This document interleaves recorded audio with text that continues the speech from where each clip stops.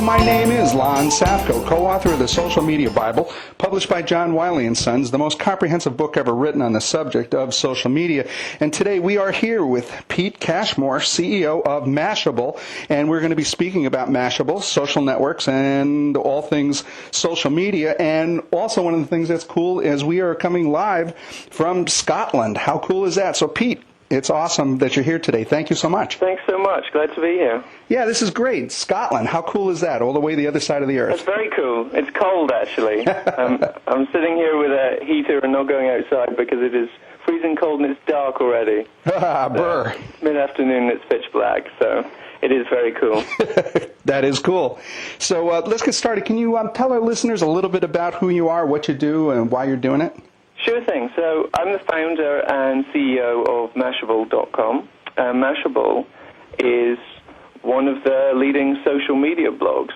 We cover social networks, social media sites like Twitter and Facebook and MySpace and Dig and YouTube. And we essentially provide the latest news on those services. We review new companies that are launching in that space. We give our opinions on those, and we also provide resource lists of, say, if you're a band, what are the top 20 sites you should be using to promote your band? So we kind of three pieces. We do resource lists of the best companies in a space. We do opinion on what's happening in the kind of the social networking space, and we also do straight reviews of new social media, social networking sites. Well, that just opens it up to about like a ton of questions. That is a lot of different content. Just to kind of get into perspective first, who's your typical demographic? Who is the kind of people that will come in and take value away from Mashable? Sure. Well, I mean, we have a number of kind of different user types on the site. We have visitors who are looking for information on their competitors. There'll be companies, or they're thinking of launching a company, and they're looking for information about the market and what the competitors might be doing. So that kind of developer/executive kind of role. We also have just general web users, people who are passionate about the space. So people who are on, for instance, these social media sites already, people who use Facebook, people who use Twitter.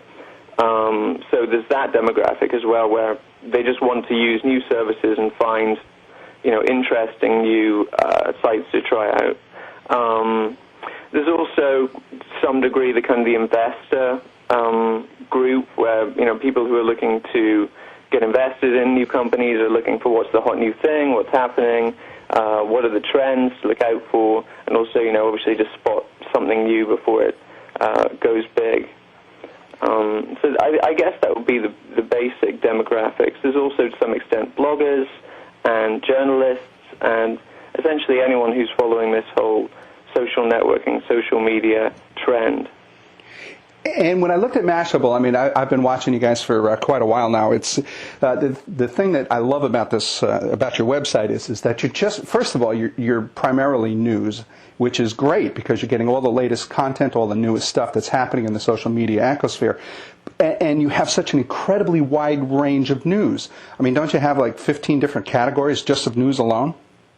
Yeah, that's right. We do. I mean, we covered social media, which is fairly broad anyway. We started off being social networking news, but what happened over the span that we were around, which was around 3 years so far, is that social networking essentially became the web, and social networking became ingrained as a feature in virtually every website. It became something that was expected rather than something that was remarkable and unusual.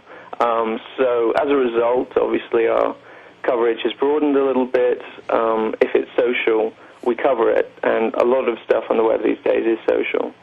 Yeah, it's a huge array, and the thing that I like about it is you have it categorized so easily, so whatever a person's specific interest is, you can go and just see news about that particular subject. Or you also have another section in your website where you can actually see news based on the major social media companies like Yahoo and MySpace and Twitter. Is that correct? Right, yeah. I mean, right now you can access that via the most popular drop-down. You can dig into certain companies that you might be interested in so that you don't have to read the full span every single day. We break it down, and we're increasingly trying to do that because obviously you might only be interested in one particular niche. Yeah, and I like the idea that when you use that pull-down menu, that you can pull up, let's say Google, and all of the latest news right there is available. And there's a lot of really useful things in there, like tools and tips and techniques and downloads and plugins. So it seems to be just beyond really just news, but kind of helpful tips and even plugins and things. Is that correct? Yeah, I mean, our basis is always add value. You know, what's the value of this story or this article? You know, what can you take from it? And we always try to add value in every piece. Even when we cover news, we don't cover it in a straight way. We cover it in a way that's also, okay, what does this mean for the market?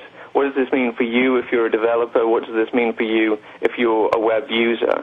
So even the news items, we try and have some value add. And obviously there's a lot of value add in things like, so I'm looking at the front page, and we have, a list of tools for family travel. So we also build these lists which are, by their format, incredibly useful, where you say, what are the top sites in this category, in this particular niche? So even news and lists, and of course we do how-to posts as well. All of these are really about building value, and we're always focused on what's the value add beyond just straight news. Yeah, and that's the great thing about the articles that you do have in there, is that you have hyperlinks to other resources based on that subject, other types of lists, other kinds of tools and techniques and downloads. And so, yeah, you simply can't get that from most social media websites.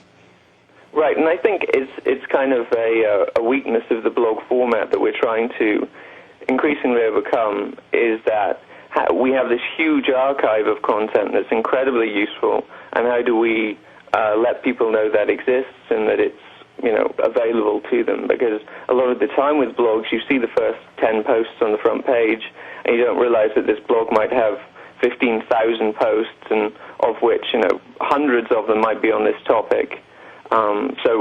We also try and direct people to what's useful from our archives and what's kind of an interesting resource on that topic. Yeah, and that's good about the pull-down menus, because you're absolutely right. You go to a social media website, and all you're really seeing is the chronological order of the blogs. But in order to find really what you're looking for, or what your level of interest is nearly impossible. So I think the way you have it organized, I think, is excellent. Yeah, and we also go beyond the blog format to some degree, and we have a jobs section, and we also have a beta invite sharing section where some of these new sites go into private beta, which is to say you can't get access unless you've been invited by someone who's already in. Mm-hmm. So we have this beta invite section, and you'll see that under network on the site, where you can exchange invites for new sites, where you can say, I have an invite for this site, does anyone else have? And it's kind of a sharing thing where, if you go and share invites with someone else, you're more likely to get an invite to a site that you want access to. And there's, we've gone a little bit beyond the blog format. We have, a number of features. We obviously do events, which, for instance, in summer of 2008, we did a U.S. tour where we went to 7 cities and had events for the tech community. I mean, that's a whole other part of the business, and that's an interesting part, and it's certainly grown for us this year. So we certainly go beyond simply writing content, creating content, and we're more about community. We're more about, can we offer job listings? Can we offer this exchange of beta invites? And can we bring these communities together in real life with Mashable's events?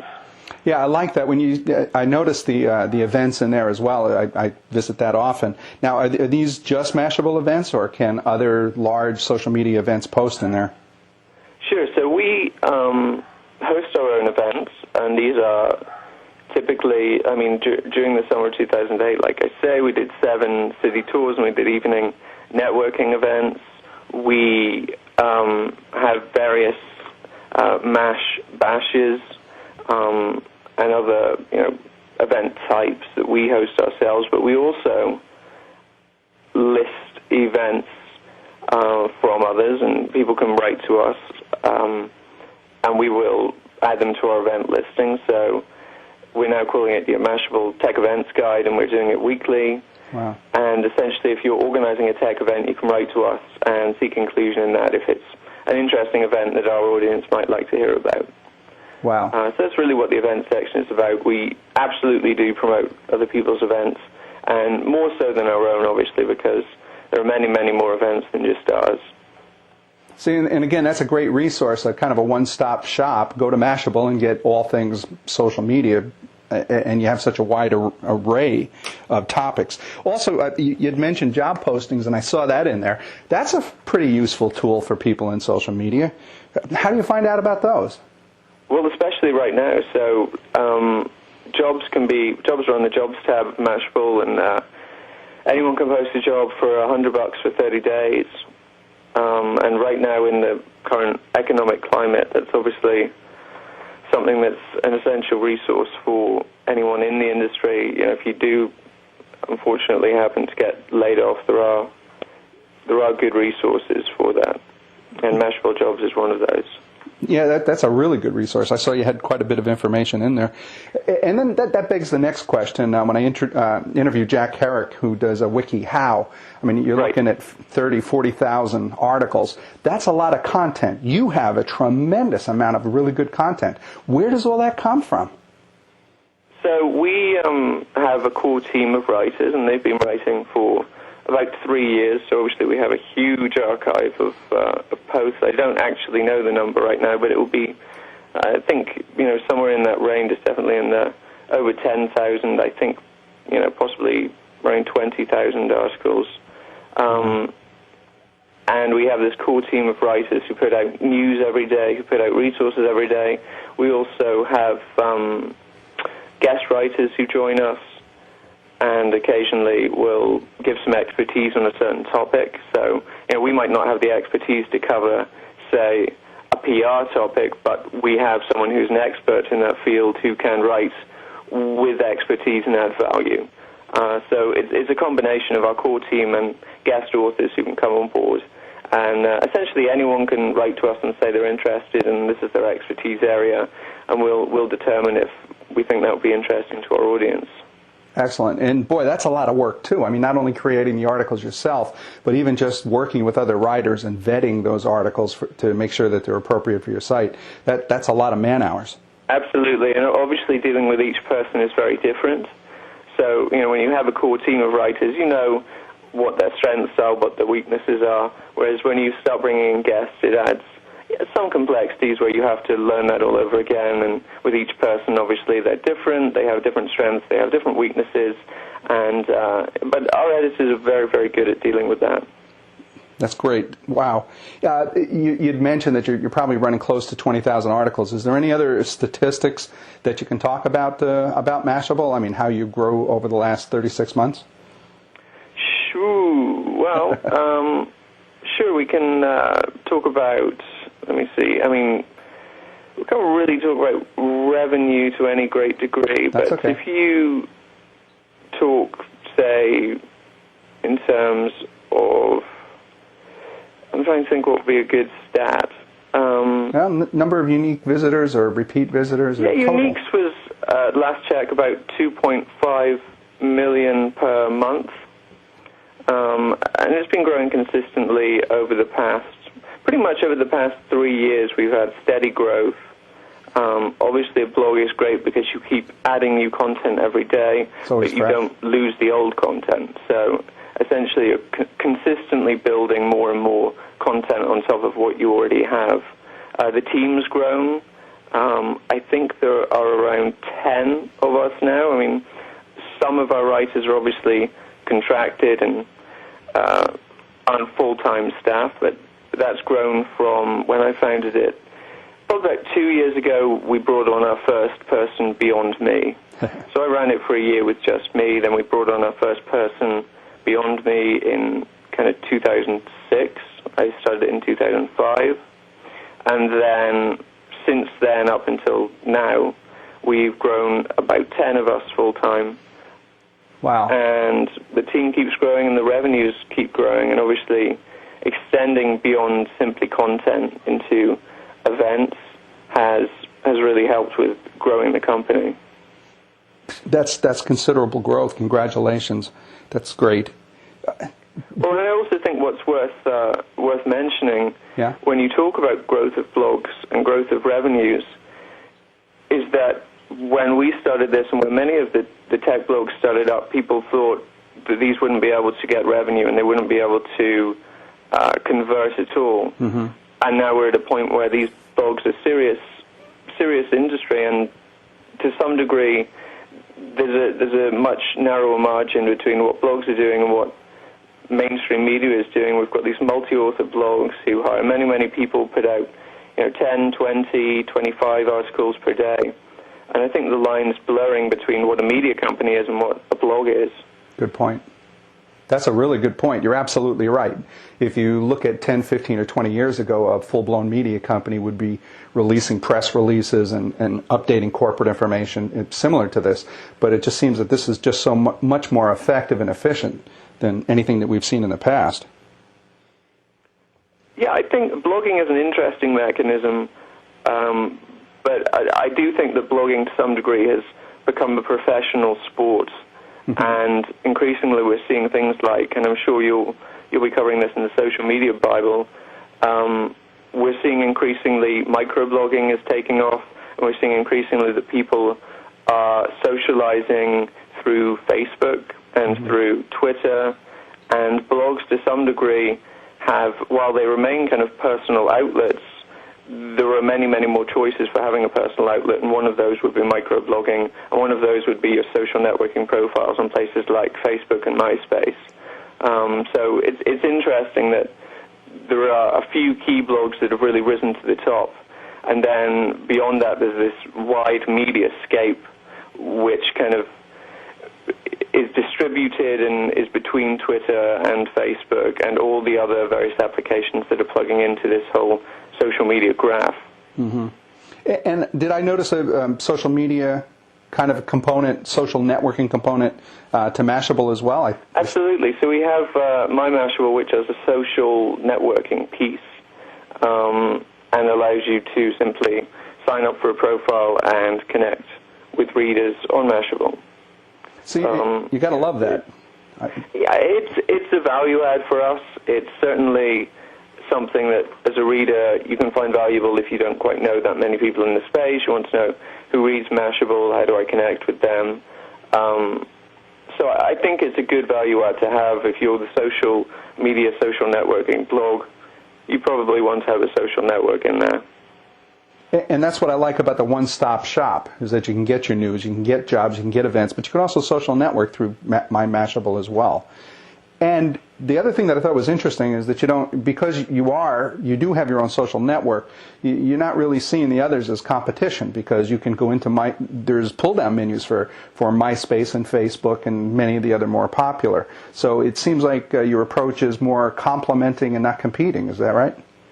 Absolutely. I mean, on the social networking piece, our social network is essentially a way of aggregating information from other profiles anyway. I mean, we're far more interested in you pulling in content from, say, your Twitter feed than we are interested in you creating content specifically for your Mashable profile. So we're really just offering a service there, and in a way we're pushing people back to the social networks where their friends might belong. It's more of an aggregation feature for finding out, is this Mashable reader on any other social networks? It's really not about us generating FaceTime on our own social network. So within your social networks, do you also have tools? Because did I hear that where you can pull in Flickr photos and you can pull in your Twitter feeds? Yeah, that's right. So you got all the most popular tools in there. So your network itself is a valuable tool. Correct, and I think we have around 250,000 members on that social network. So it's kind of grown organically. We haven't even promoted it heavily on the blog. It's just been, steady growth. So I mean, it's done very well. That is really, those are impressive numbers, especially for basically being around for 36 months or so. Sure. That's incredible. business model, a lot of that's the question that comes up continuously, because believe it or not, a lot of social media companies, large ones, still have not figured out how to monetize. Most of them have gone to this freemium model where you get a certain level of services which are pretty robust for free, but then if you want additional services, then you pay incremental costs, and even those are very reasonable. And so you had mentioned you kind of grew this team, so you obviously have overhead to cover. So do you make it through sponsorships, through banner advertising? How do you generate revenue? Right, so the way most blogs work is that they rely on sponsorship, and they either have an ad partner who reaches out to very large companies and sells across all the large blogs, or they sell direct, which is to say they have their own sales team who reach out to these companies and sell sidebar advertising and banner advertising. We do both. We have our own direct sales team that sells ads on the site. We also have an ad partner, and between them they do, very, very well for us, and we're able to obviously hire all these people without having taken funding, without any investment at all. Really, it's all bootstrapped. And of course, that's impressive, because if you look at some of the companies that are in this field right now, you're looking at sometimes as much as 10, 15, even $20 million in startup funding. Right, that's true. And I think there's a case to be made for it. It really depends on where your business is at the time. We're certainly not considering taking funding. I think that's a great move, because if you're able to bootstrap it and you can sustain continued growth, there's no reason to lose equity or control. That's a great idea. Do you use do you do your own banner advertising? Or do you use something like AdSense? We do use AdSense to some degree, but we also sell on a CPM basis. So AdSense is essentially used as remnant, as fallback. But it's not our core income. I think AdSense is very difficult to monetize a blog to any great degree. It's good when you're starting out, and obviously we'd recommend it when you're starting out blogging, but to get a full-time wage income or enough income to support multiple writers is doubtful with AdSense. I would say you really need to go into these specialized niche advertisers and start selling banners or sponsorship slots. Yeah, that makes a lot of sense.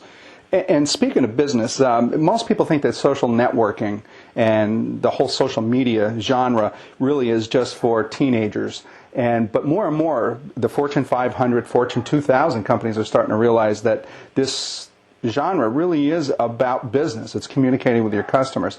Do you have any businesses or any people's stories that you could mention about businesses actually coming to Mashable, what they use it for, how they participate?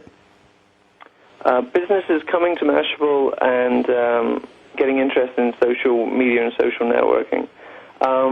Where do you start? I think there's definitely, coming back to the demographic piece for starters, it's certainly not the case that only teenagers are using social networking and social media. It's become broader, and it's become broader because of the way that social networking has become a core feature of the web, which is to say, I'm sure if you study the demographics of Facebook that they're trending a little older. If you study the demographics of something like a Twitter, you'll see that, okay, there's this tech crowd, but there's also kind of a mom, female demographic. There's a lot of PR people. There's actually a huge range of people on these social networks beyond teenagers. I think it began as a teen phenomenon, as new trends often do, on MySpace. But then it kind of widened a little bit, and as the older demographic became involved, I think it's really the entire web is a social network to some degree, and it's certainly not the case that there is little hubs anymore of teenagers networking. To answer the question regarding companies that are getting into social networking, I'm trying to think of some specifics. I mean, unfortunately, a lot of the stories we cover with companies trying to get into social networking is that they're not doing so well at it. I remember one of our biggest stories was maybe a year ago, might even be longer, was when Walmart tried to launch a social network, and it was really not a good idea at all. I think what is interesting in terms of companies getting involved is that we're seeing these social networking tools move into the enterprise. And we're seeing tools like, for instance, microblogging becoming Yammer. And Yammer is this internal tool that companies use to communicate in kind of short messaging between all their staff. And that's becoming very popular. Mm-hmm. So I think what we're seeing is a lot of these social networks and social media tools actually going into the enterprise and being used in a way that maybe isn't the same social public communication tool, but it's more of a private intranet type service. True. Yeah, and the thing about Walmart, that was kind of funny. You got to give them credit for being one of the first ones out there and giving it a try. And like all new technologies, enterprise is always going to get involved in it. And I think all of us are really still trying to figure out what social media is, how do you best use it, how do you best communicate with your customers. And I think some of the companies are getting it. I mean, you hear companies like Dell, for example, when the exploding batteries were taking place, and one of the top vice presidents opened up a Twitter account and gave everybody up to the minute, hour by hour updates of what to do. That was I thought a great application of microblogging and social media. And then if you look at some of the more successful blogs, such as Southwest Airlines with 500,000 unique visitors every 30 days, and JW Marriott, I think we're all still kind of trying to figure it out. And one of the things that you mentioned, is true, is that when MySpace, I got to interview Angela Corton, Senior Vice President for MySpace, when it first came out, it was 14-year-old teenagers. But the average demographic now is actually skewing at about 34 years old. And more than a third of all of the members are between 34 and 55 years old. So, I agree. I think as social media kind of grows, we're going to learn more and more how to use it for business purposes. And I think a lot of people, like Walmart, we're going to make mistakes along the way. Sure, and I think a lot of the stuff we cover is essentially how do you utilize these tools. I mean, we talk about creating pages on Facebook and building a network there. I think the key is, and it comes back to this Walmart question, it comes back to many of the attempts early on, perhaps a year ago, were companies trying to set up their own social networks and thinking, I can build a social network around my brand. Whereas I think we're increasingly realizing that, no, you go where the communities already are. You can set up a Facebook page, you can start a Twitter feed, you can plug into these existing communities, essentially, rather than having to do it all yourself, and which is a really high-risk proposition. And, if the audience is already built into these existing social networks, then you might as well build into those. Mm-hmm. Yeah, and that's one of the things that I heard time and time through these interviews, especially from Robert Scoble and Chris Ewer, is that their advice is, as an enterprise, is to go first to listen. Find where the people are talking about your type of products, services, or what you have interest in, and listen. And then when you understand what the conversation is, then the second most important thing is to begin participating. But don't try to create your own network and rule, because that kind of defies the logic of trusted network. Absolutely. It's the question of listening to your customer rather than trying to speak down to them. And rather than trying to get them onto your patch, your land, you essentially go where they are already. I'm sure Robert would have spoken about things like Friend Feed, where there were a lot of conversations breaking out about companies. Obviously, Twitter, there are a lot of conversations happening, and there are many, many, many tools where you can enter your company name and essentially track what the buzz is. And when someone complains about your company on those services, they're almost surprised when they get a response directly from the company. And I've seen many companies I'm following on, for instance, Twitter, places like Starbucks, where they'll actually respond when you talk about them. So that's kind of very rewarding as a customer, and it it can mend a lot of issues. You know, you'll put out a complaint and you get a response directly from the company, and you're, suddenly quite enamored with that company. And that's true. I mean, that's human nature. 10 years ago, before social media really took foothold, if you wanted to communicate with a company, there really was no way to do it. It was a faceless organization.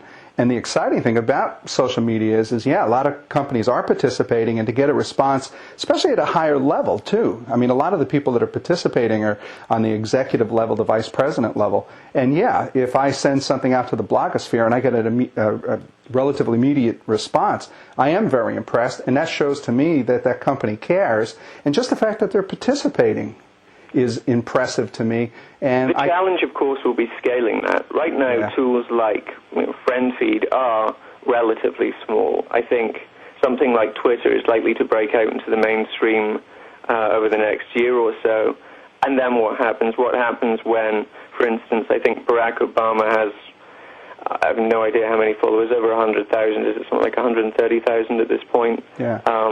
If your brand suddenly has hundreds of thousands of people trying to talk directly to you, then you hit the same scaling issue that big companies always hit, that they have too many customers, essentially, to talk to them all directly as human beings. So we may, unfortunately, be in a kind of a honeymoon phase here with social media, where the community is small enough that they have the ability to respond directly to absolutely every inquiry. It'll be interesting to see what happens as these companies scale up, and suddenly every Facebook page for a company has hundreds of thousands of members. Every Twitter feed for big companies has hundreds of thousands of subscribers. Suddenly that's a scaling issue, and suddenly you might hit the same issues that big companies always hit with customer service, which is there are too many customers to serve them individually. That's a great observation, and I totally agree. What would happen to Barack Obama if all 260 million U.S. residents Twittered him at the same time? Talk about the fail whale. And I don't think there's any easy solution, unfortunately. I think that's always been the nature of customer service, that at a point you get so many customers that you almost have to treat them as a demographic rather than as individuals, and this is where the pain point in all of consumer society comes from, but you no longer have a personal relationship with that brand. That's true. And the exciting thing about social media is I'm sure once we reach that point, somebody's going to figure out another social media tool to kind of help supplement that. I hope so. I really do. I'm optimistic. Is there anything else that you'd like to tell our listeners about Mashable? You got anything coming down the road? You got any kind of news, reasons to use it? Get the heck out there and sign up, take a look at it. We're hush-hush on what we're launching next year, though we do have a lot of stuff in the pipeline. What I would do is two things. Check out, if you use an RSS reader, grab our RSS feed, and then you'll get constant updates. And also you can go to our Twitter feed, which is at twitter.com/Mashable, and we constantly update with headlines and news that's, perhaps related to social networking and social media, but doesn't make it to the blog. So twitter.com/Mashable is a really good place to go if you want headlines on your Twitter feed from Mashable. That's a really good tip. And if you just want to go to Mashable, your URL is? Mashable.com, Mashable. That's easy enough to remember. That's awesome. Cool. Well, I'd really like to thank Pete Cashmore, the CEO of Mashable, for being with us here today, live from Scotland, and talking about Mashable and social media. So, Pete, really, honestly, thank you. No problem at all, and best of luck with the social media Bible. I'm really looking forward to it. Thank you, sir. This is great. This has been Lon Safko, the co-author of the Social Media Bible. Please be sure to check out our other valuable social media tactics, tools, and strategies that can be found in the Social Media Bible book and its companion website, www.thesocialmediabible.com. And for more information about me, Lon Safko, please, by all means, head over to my webpage at www.lonsafko.com. And Pete, again, truly, thank you for coming to us live from Scotland. Thanks, Lon. Good to talk to you.